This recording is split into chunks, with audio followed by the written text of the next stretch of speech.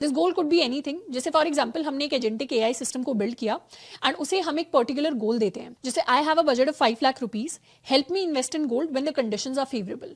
So this is a goal जो हम अपने सिस्टम को देंगे। अब सिस्टम क्या करेगा, इस पर्टिकुलर गोल को मल्टीपल स्टेप्स के अंदर डिवाइड करेगा। क्या स्टेप्स हो सकते हैं, कुछ भी स्टेप्स हो सकते हैं। जैसे फर्स्ट स्टेप हो सकता है कि हमें कॉन्टिन्यूसली मार्केट्स को मॉनिटर करना पड़ेगा।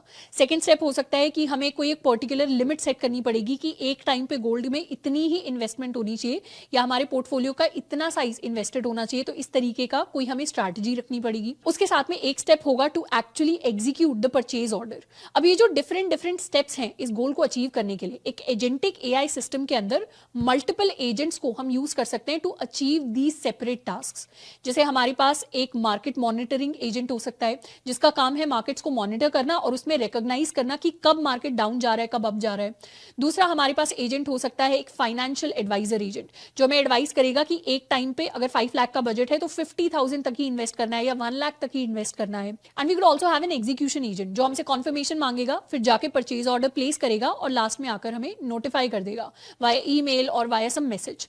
तो इस तरीके के मल्टीपल स्टेप्स एजेंटिक एआई के अंदर इन्वॉल्व होते हैं।